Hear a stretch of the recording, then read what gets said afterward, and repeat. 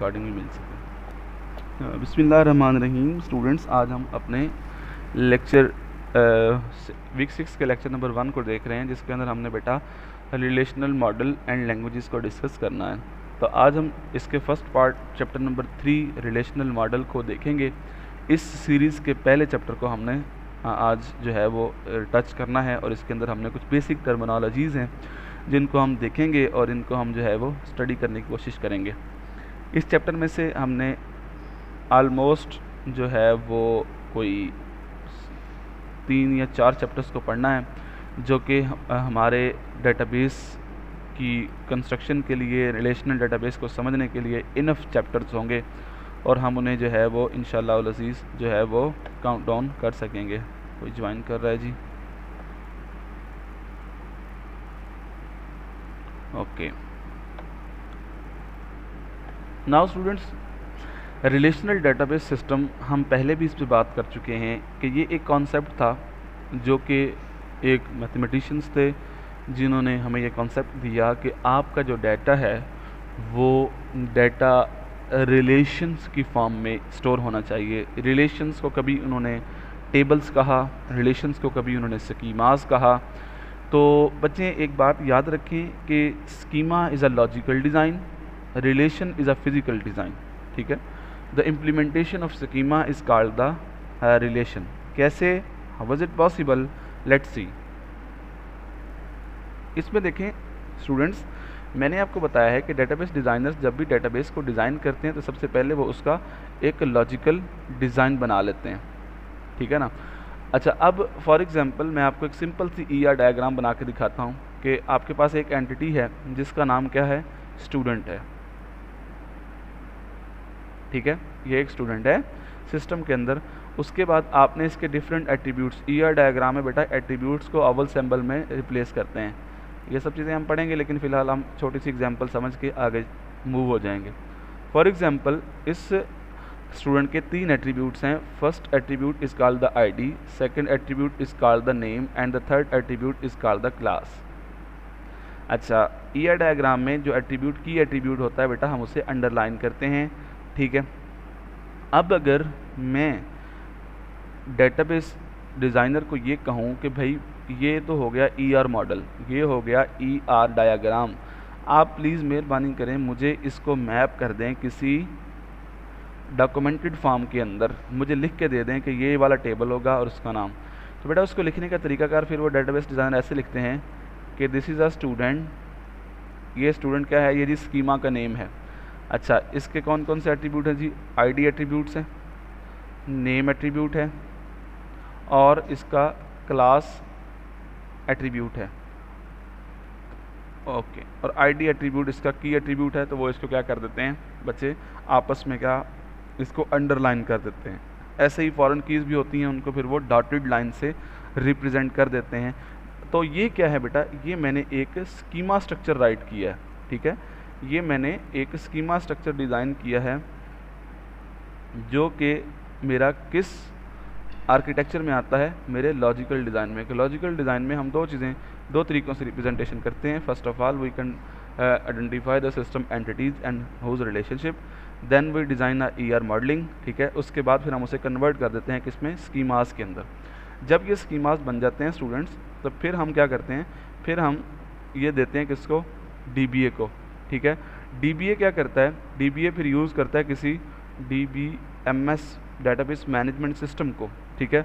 और वो क्या करता है, वो बेटा मैप करता है फिर किसको, आपके स्कीमास को किसके अंदर, एक्चुअल टेबल या रिलेशंस के अंदर।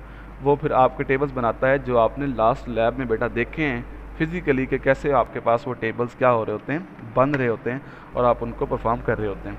तो इंशाल्लाह हम भी ये रिलेशनल मॉडल ही सिर्फ पढ़ेंगे। उसके बाद फिर हम इसी चैप्टर के बाद हम डेटाबेस डिज़ाइन के ऊपर शिफ्ट होंगे। सबसे पहले हम अपनी डिज़ाइनिंग की प्रैक्टिस करके देखेंगे कि हमें, क्योंकि आप लोग द फ्यूचर डेटाबेस एडमिनिस्ट्रेटर्स, आप लोग फ्यूचर के डेटाबेस एडमिनिस्ट्रेटर हैं, और डेटाबेस एडमिनिस्ट्रेटर एक ऐसा पर्सन होता है बेटा जिसको डेटाबेस लॉजिकल और फिज़िकल डिज़ाइन के related each and everything clear होनी चाहिए। Now the point is clear students, okay. तो ये एक थोड़ी बहुत यहाँ पे हिस्ट्री लिखी हुई है जिसे आपने यहाँ से पढ़ लेना है कि डेटाबेस के इस मॉडल की, रिलेशनल मॉडल की हिस्ट्री क्या है। इसमें इस चैप्टर के ऑब्जेक्टिव जो हैं यहाँ पे लिखे हुए हैं। The origin of relation models, the terminologies of relational model को फिर हम डिस्कस करेंगे। टेबल्स भी थोड़ा सा हम नज़रसानी करेंगे और उसके अंदर डाटा रिप्रेजेंटेशन को देखेंगे। Connection between mathematical relations and relational model, properties of database relations and how to identify candidate primary और अल्टरनेट कीज़। इसके अंदर एक टॉपिक आप लोगों ने पहले से पढ़ा दिया सर ने आपको, जो कि कीज़ का टॉपिक है। हम उसको ज़्यादा यानी कि टाइम नहीं देंगे क्योंकि हमने जो है वो पहले काफ़ी सारी चीज़ें पढ़ ली हैं, लेकिन जब हम उस पर आएंगे तो कोशिश करेंगे कि हम कुछ ना कुछ चीज़ें उसमें से भी अंडरस्टैंड करें। तो बेटा इसके लिए एक स्लाइड मैंने क्या पहले से बनी बनाई स्लाइड्स हमने कहीं से दी थी, तो बेटा हम उसको जो है थोड़ा सा रीड आउट करते हैं। स्लाइड से हम टॉपिक्स को पढ़ते चले जाते हैं, उसके बाद हम बुक को रीड करेंगे तो हमें बहुत अच्छी इसकी समझ आ जाएगी। तो ये कुछ ऑब्जेक्टिव हैं जी हमारे लेक्चर के, जो हमने बुक में से भी डिस्कस कर लिए हैं कि हमें सबसे पहले हिस्ट्री ऑफ रिलेशन मॉडल, जो आप अपनी बुक के इस फर्स्ट पेज से रीड कर सकते हैं कि रिलेशनल मॉडल 1970 के अंदर आया। Doctor E.F. कोड एक मैथमेटिशियन थे जिन्होंने ये मैथमेटिक्स के रूल्स को अप्लाई किया और कहा जी कि आपका जो डाटा है वो रिलेशंस की फॉर्म में अगर स्टोर हो जाए, उनके दरमियान रिलेशनशिप्स को हम आइडेंटिफाई कर लें तो आपका डाटा बेटरली स्टोर हो सकता है, बेटरली उसकी एक्सेस मैनेज हो सकती है। उसके बाद हमने relational data structures means relational database की टर्मिनोलॉजीज़, डाटा स्ट्रक्चर का दूसरा नेम हम ये भी कहते हैं कि टर्मिनोलॉजीज़ ऑफ रिलेशनल मॉडल, जिसके अंदर हम रिलेशंस यानी कि टेबल्स को देखेंगे, एट्रीब्यूट्स को देखेंगे, एट्रीब्यूट की डोमेन्स को देखेंगे, टपल्स रोज़ को देखेंगे, डिग्रीज़ एंड कार्डिनैलिटी। ये दो कॉन्सेप्ट ये छोटे छोटे कॉन्सेप्ट हैं जो हम ऑलरेडी बहुत बार डिस्कस कर चुके हैं, लेकिन चूँकि हम एक स्ट्रक्चर, अब मैं आपको एक स्ट्रक्चर वे में लेके चल रहा हूँ अकॉर्डिंग टू बुक, हम बुक को फॉलो करेंगे तो इंशाल्लाह हम जो है वो हमारे लिए बेहतर हो जाएगा इन तमाम चीज़ों को जो है वो कवर अप करना। Next we will move to the objective के हमारे पास कुछ कीज़ होंगी इस चैप्टर के अंदर। सुपर कैंडिडेट, प्राइमरी, फॉरेन, जो हमने जिनमें से कुछ तो हमने प्रैक्टिकली भी लगा के देख चुके हैं, लेकिन यह है कि हम उनको देख लेंगे। Summary of relational database schemas, integrity constants. हाँ, यहाँ पे हम अपने इंटेग्रिटी कांस्टेंट को पढ़ेंगे और हम अपनी नेक्स्ट लैब में ये सारे के सारे कांस्टेंट को इंशाल्लाह हम इम्प्लीमेंट करके साथ साथ देखेंगे कि how we can implement these all of the constant on our database. Brief history देख लें जी कि the relational model was first proposed by E.F. Codd. Models objective were specified as follows to allow a high degree of data independence. मैंने जो बात आपसे पहले भी कई दफ़ा की है कि बेटा डेटाबेस का सबसे बड़ा मोटिव क्या था? Data independence. तो कौन बताएगा जी मुझे डाटा इंडिपेंडेंस क्या होती? ओके जी, अब हम नेक्स्ट मूव करते हैं अपने लेक्चर के अंदर। सबसे पहली चीज़ हमारे पास मेन ऑब्जेक्टिव क्या था बेटा रिलेशनल मॉडल का? उसने कहा data independence to provide substantial ground for dealing with data semantics, consistency, redundancy and problems.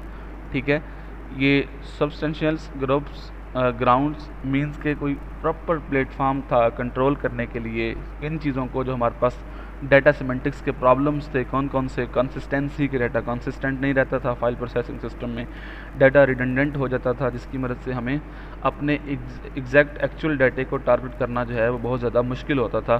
तो डाटा रिलेशनल मॉडल है ये हमारे पास एक सब्सटेंशियल ग्राउंड था किसके लिए? डीलिंग करने के लिए डाटा सिमेंटिक्स को और कंसिस्टेंसी, रिडंडेंसी, इन तमाम प्रॉब्लम्स को। ठीक है, तो रिलेशनल मॉडल के बेसिकली ये दो ही मेन मोटिव थे कि इसने डाटा इंडिपेंडेंस को इम्प्लीमेंट किया। हम पढ़ चुके हैं डाटा इंडिपेंडेंस क्या होती है। ठीक है, और इसके बाद जो है इसने डिफरेंट प्रॉब्लम्स जो हमें फेसिंग थे अपने डाटे को मैनेज करने के लिए इन फाइल प्रोसेसिंग सिस्टम, उनको ओवरकम किया। तो ये एक छोटी सी हिस्ट्री उसकी लिखी हुई है, आप इसको बुक से पढ़ें तो ज़्यादा बेहतर होगा। आगे आ जाते हैं जी रिलेशनल डाटा स्ट्रक्चर्स या terminologies of a relational model के रिलेशनल्स क्या होते हैं और डेटाबेसेस क्या होते हैं। तो नाउ हम इन तमाम चीज़ों को बच्चे पेंट की हेल्प से समझ लेते हैं। तो मैं काम ये करता हूँ कि एक साइड पे आपको आपकी डेफिनेशन रख देते हैं और दूसरी साइड पे हम इनको जो है वो डिफाइन करते हुए इनको समझने की कोशिश करते हैं। First thing was data relation. ठीक है, मैंने बेटा आपको ये बात अभी थोड़ी देर पहले बताई है कि ये सारे कभी स्कीमा कहा जा रहा है, कभी रिलेशन कहा जा रहा है, कभी टेबल कहा जाएगा और कभी एंटिटी टाइप कहा जाएगा। ये सारे नाम आपके डेटाबेस टेबल से बिलोंग करते हैं, डेटाबेस टेबल्स के, यानी कहीं आप इन्हीं से सब चीज़ें बिलोंग करती हैं। ठीक है मेरा बेटा, तो इसमें आप कभी टेबल्स को स्कीमा कह रहे होंगे। ठीक है, तो वो हैं आपके डेटाबेस डिज़ाइन के डिफरेंट स्टेप्स कि जब आप लॉजिकल डिज़ाइन में होंगे तो आप स्कीमास का नाम दे रहे होंगे कि ये जी हमने स्कीमास मैप किए हैं ER में से। ठीक है, जब आप फिज़िकल डिज़ाइन में होंगे तो आप रिलेशन या टेबल कह रहे होंगे। ठीक है, और एंटिटी टाइप भी हम जो है वो इन जनरल टेबल को एंटिटी टाइप इसलिए कहते हैं क्योंकि हमने ये देखा था कि एंटिटी टाइप ऐसे लोगों के सेट को कहते हैं कि जिनकी प्रॉपर्टीज़ क्या होती हैं बच्चे हमारे पास कॉमन होती हैं, कॉमन प्रॉपर्टीज़ जो रखते हैं, कॉमन कैरेक्टरिस्टिक्स रखते हैं, उनका हम एक ग्रुप बना देते हैं और उसको हम कहते हैं कि ये हमारे पास क्या है, एक एंटिटी टाइप है। तो सेम बेटा रिलेशन, स्कीमा, टेबल, ये डेटाबेस के अंदर आपको पता है कि रिलेशंस कैसे होते हैं, intersection of rows and intersection of columns, इनको हम क्या कहते हैं जी, टेबल्स का नाम देते हैं। अच्छा, एक चीज़ बच्चे हमारे पास आती है एट्रीब्यूट। ठीक है, अगर हम एट्रीब्यूट के लफ्ज़ी मानों को भी देखें तो एट्रीब्यूट से मुराद हमारे पास होता है खसूसियत। ठीक है, कि किसी भी चीज़ की कोई खसूसियत, किसी पर्सन को, किसी एंटिटी को बेटा हम उस वक्त तक डिस्क्राइब नहीं कर सकते, हम उसकी वजाहत नहीं कर सकते, हम उसको बयान नहीं कर सकते, उसकी पर्सनालिटी को डिस्क्राइब नहीं कर सकते जब तक कि हमें उसकी कुछ खसूसियात का पता ना हो। ठीक है ना, तो खसूसियत से क्या मुराद है कि अगर फॉर एग्ज़ाम्पल आप ये कहते हैं कि एक पर्सन है अली। ठीक है, अब आप जितना मर्ज़ी ये कही जाएं कि वो अली है, वो अली है, वो अली है, तो इस बात को समझना ज़रा थोड़ा मुश्किल हो जाएगा कि यार अली तो बहुत सारे हैं। इवन दैट के इन्वायरमेंट की तो बात बड़ी दूर की है। आप एक क्लास में बैठे हो ना, आप कहें अली, हो सकता है इस क्लास में 3 अली होंगे, तो वो क्या हैं, वो तीनों कॉन्शियस हो जाएंगे, वो तीनों आपकी बात का रिस्पॉन्ड करेंगे, लेकिन ये कंफर्म नहीं हो पाएगा कि आपने किस अली को कॉल किया है। ठीक है, अच्छा, अब आप इस एंटिटी को टारगेट कैसे कर सकते हैं, इसको डिस्क्राइब कैसे कर सकते हैं? आप कहेंगे भाई वो अली जो रोल नंबर 1 है, तो ये ज़रा क्या हो जाएगा, मोर कंसाइज हो जाएगा। अच्छा, हो सकता है आप इदारे के अंदर हैं, अब एक क्लास MCS के अंदर भी रोल नंबर 1 उसका नेम भी अली है, और दूसरा है BS, उसका नेम भी अपनी क्लास के अंदर रोल नंबर 1 है, उसका नेम भी अली है। हो सकता है 2 अली फिर से खड़े हो जाएं। फिर आप उसकी मोर वजाहत के लिए, उसकी मोर डिस्क्रिप्शन के लिए आप क्या करते हैं, उसके मोर एट्रीब्यूट्स का सहारा लेते हैं। आप कहते हैं जी रोल नंबर 1 भी है और उसका जो फादर नेम है ना वो अहमद भी है, देन मोर कंसाइज हो जाता है। ठीक है, देन फिर आप कहते हैं नहीं ये भी ठीक है, ये भी नहीं, ये भी इनफ नहीं है, आप कहते हैं जी इससे भी आगे जाना है अभी भी। फिर आप कहते हैं अच्छा चलो ठीक है, आप ऐसे करें प्लीज़ उसकी ना क्लास भी ले लें। ठीक है, हमने क्लास भी ले ली। मतलब बेटा कहने का ये है कि एट्रीब्यूट्स क्या हैं, एंटिटीज़ के खसूसियात हैं कि आपके सिस्टम के अंदर जब कोई एक एंटिटी आप डिफ़ाइन करते हैं, ठीक है, उस एंटिटी की डिस्क्रिप्शन के लिए, उस एंटिटी की वजाहत के लिए आप जिन चीज़ों को यूज़ करते हैं that is called the attributes. ठीक है जी, और बाद में हम अपने इन एट्रीब्यूट्स को मैप कर देते हैं किसमें, अपने रिलेशंस के कॉलम्स के अंदर। एट्रीब्यूट हमेशा बेटा टेबल्स के कॉलम्स को डोनेट करते हैं। ओके, पॉइंट इज़ क्लियर और नॉट? ओके, ये आपको ये स्क्रीन नज़र आ रही है, क्लियर नज़र आ रही है, ये वाली स्लाइड और ये दोनों चीज़ें, कोई मसला मसाइल तो नहीं है? डोमेन, आगे बात करते हैं हम अपनी डोमेन की कि डोमेन क्या होती है। डोमेन, एक चीज़ याद रखें कि डोमेन हमेशा यानी कि सेट ऑफ पॉसिबल वैल्यूज़ की बात होगी। डोमेन जो है वो एट्रीब्यूट की होती है। फ़िलहाल के लिए मैं एट्रीब्यूट की डिस्कस कर रहा हूँ। एट द टाइम बीइंग हम सिर्फ ये कह रहे हैं कि डोमेन एक एट्रीब्यूट के हवाले से जब भी डोमेन का जिक्र आएगा नॉर्मली, और ये प्रैक्टिकल प्रैक्टिस में भी यही होता है कि जब भी डोमेन का जिक्र आता है तो domain related to some kind of attributes. ठीक है बेटा, डोमेन क्या है कि set of possible value for an attribute. ठीक है, कि our domain is a set of allowable values for one or more attributes. ये यहाँ पे आपकी स्लाइड के अंदर भी यही चीज़ें लिखी गई हैं। ठीक है मेरा बेटा, कि डोमेन क्या है, वो वैल्यूज़ हैं जो पॉसिबल हो सकती हैं एक एट्रीब्यूट की वैल्यू के लिए। ठीक है, फॉर एग्जांपल नेम एक हमारे पास हम ले लेते हैं, ये एक एट्रीब्यूट था किसी एंटिटी का, इसको हमने टेबल के एक कॉलम के तौर पर रिप्रेजेंट किया। सही है, अब आपने इसकी जो डाटा टाइप डिफ़ाइन कर रखी है, आपने कहा जी कि इसके अंदर जो वैल्यूज़ आएंगी वो सिर्फ कैरेक्टर डाटा टाइप से आएंगी, किसी भी किस्म का कोई स्पेशल कैरेक्टर कोई भी यानी कि इसके अंदर हम एंटर नहीं होने देंगे। आपने इस तरीके कुछ कंस्ट्रेंट्स लगा रखे हैं इस कॉलम के ऊपर।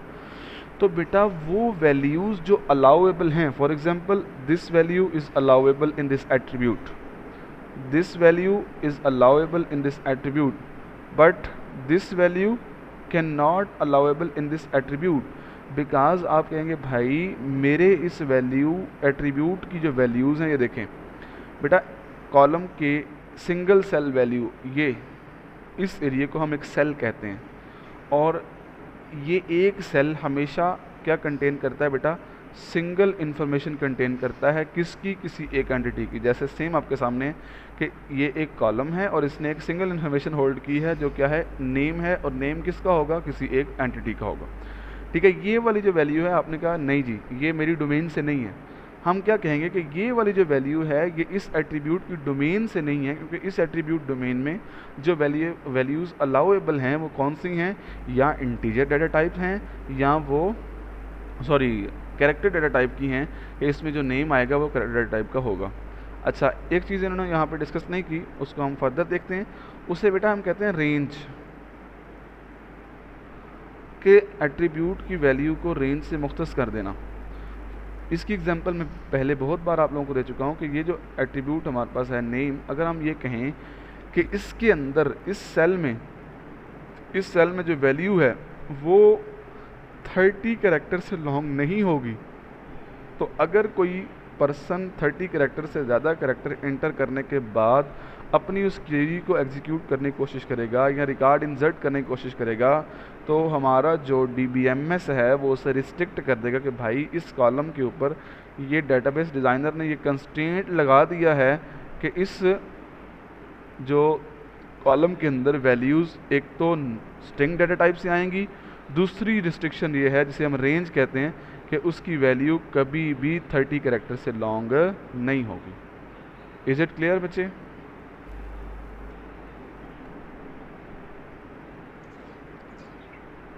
जी जी जी बोलें। हाँ जी, हमारे स्टूडेंट ने जी क्वेश्चन किया है कि हम कंस्ट्रेंट लगाते ही क्यों हैं, हमें ये मुसीबत लगानी ही क्यों चाहिए या हमें क्यों ज़रूरी है, तो हम इसको ज़रा डिस्कस करते हैं। फॉर एग्ज़ाम्पल हम उसी की एग्ज़ाम्पल ले लेते हैं कि आपका ये एट्रीब्यूट है नेम, ठीक है। अच्छा, इसमें आपने कोई कंस्ट्रेंट नहीं लगाया, जो दिल किया उसने डाटा को स्टोर कर दिया। किसने कहा जी, ये वाला डाटा स्टोर कर दिया। कोई आया उसने नाम की जगह पे अपना नेम एंटर कर दिया, कोई आया उसने अपने नेम की जगह पे अपना फ़ोन नंबर लिख के चला गया, कोई आया वो नेम की जगह पे कुछ और ही लिख के चला गया, ठीक है। कोई आया वो नेम की वैल्यू ही नहीं देकर गया। अब इसका नुकसान आपको बाद में क्या होगा, या आपके डेटाबेस को इसका लॉस क्या हो सकता है। बच्चे, डाटा हम स्टोर किस लिए करते हैं, डाटे को स्टोर करने का पर्पज़ ये होता है कि we use our data in future. कोई भी ऑर्गेनाइजेशन डाटा क्यों स्टोर करती है, डाटा इसलिए स्टोर करती है कि फ्यूचर के अंदर हमें सेम डाटे की ज़रूरत पड़े तो हमें बार बार डाटा कलेक्शन ना करनी पड़े, क्योंकि डाटा कलेक्शन एक बहुत ही वैल्यूएबल रिसोर्स है और वो बहुत हेक्टिक सा काम है। उसके अंदर बंदे के रिसोर्सेज, कॉस्ट, सारा कुछ ज़ाया होती है। तो वो क्या करते हैं, वन टाइम डाटा कलेक्शन करके डाटा को स्टोर करते हैं, और किस लिए करते हैं कि हम बार बार उसको यूज़ कर सकें। फ्यूचर में जब हम इसे यूज़ करेंगे तो हमें बहुत सारे मसाइल आएंगे। हम कहेंगे जी जो यूज़र आईडी 1 है उसका नेम लेकर आओ, तो वो क्या लेकर आएगा? वो तो उठा के यहाँ से ये लेके आ जाएगा, ये डाटा। तो इससे आप क्या अंडरस्टैंड करेंगे कि व्हाट इज़ नेम, ठीक है? वो कुछ अच्छा, आप एक्सेस नेम को करेंगे, आपके पास फ़ोन नंबर जाएगा। वो बंदा, क्यों? आपने कंस्ट्रेंट लगाया नहीं था। वो बंदा नेम, वो कोई अनपढ़ आदमी था सिस्टम का, ठीक है, डाटा एंट्री उसने करते वक्त नेम वाले यानी कि कॉलम में अपना फ़ोन नंबर लिख दिया और फ़ोन नंबर वाले कॉलम में अपना नेम लिख दिया। तो फिर क्या होगा? जब आप एक्सेस करेंगे, डाटे को रिट्राइव करने की कोशिश करेंगे, तो बेस्ट केस क्या होता है कि आपने जिस रिकॉर्ड को टारगेट किया एग्जैक्टली वो रिकॉर्ड टारगेट भी हो और वो रिकॉर्ड सही भी हो। तो अब इस केस में क्या होगा? रिकॉर्ड टारगेट तो शायद हो ही जाए, लेकिन वो क्या है? वो डाटा कंसिस्टेंस नहीं है, वो डाटा आपके पास सही नहीं आया। जिसको आप टारगेट करना चाह रहे थे वो डाटा टारगेट हुआ ही नहीं। तो दैट्स अ बिग लॉस। फिर आपको क्या करना पड़ेगा? फिर आपको सर्चिंग करनी पड़ेगी, फिर जाकर ढूंढना पड़ेगा सारे टेबल में से कि ये क्या है, कौन है, कैसे है। तो फिर डेटाबेस का कोई फ़ायदा तो ना हुआ जी। द पॉइंट इज़ क्लियर और नॉट?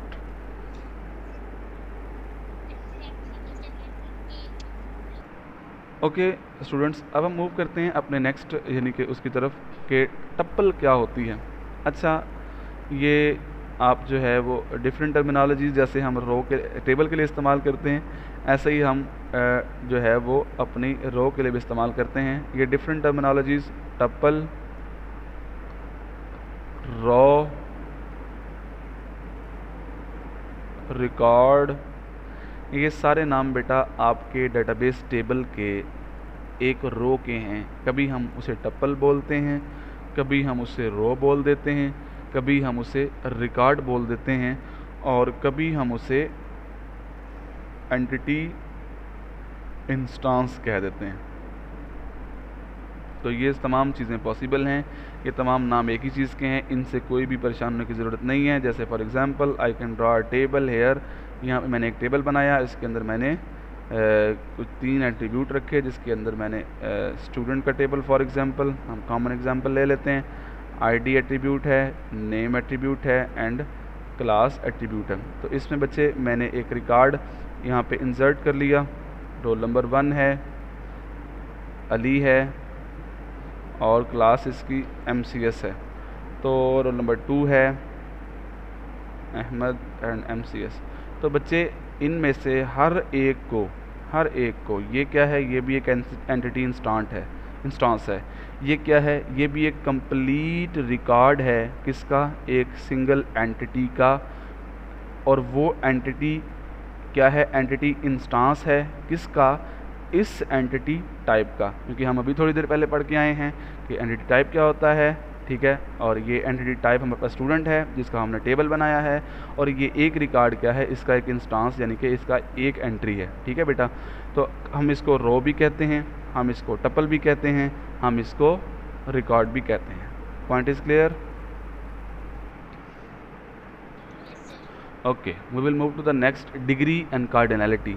बच्चे, number of columns in a relation is called the degree of relation and number of rows in a relation is called the cardinality of a relation। अगर मैं पूछूं कि इस table की degree क्या है तो कौन बताएगा जी मुझे? मैं जिससे पूछूंगा ना वही मुझे बताएगा, ऐसे कोई भी नहीं बोलेगा। ज़रा मैं पूछता हूँ ना, पता चले ना। ऑन कर लें जी।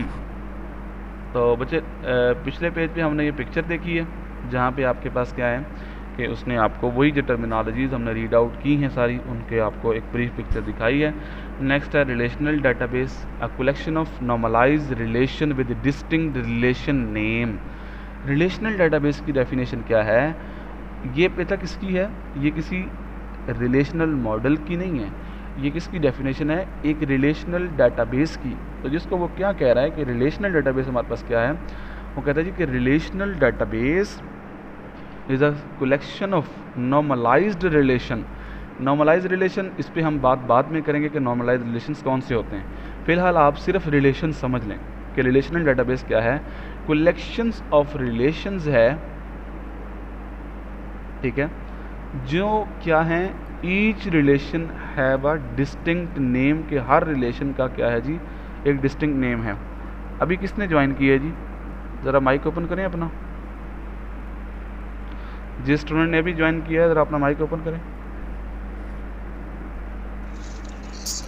हाँ जी, ये आपका टाइम है क्लास में आने का हैं?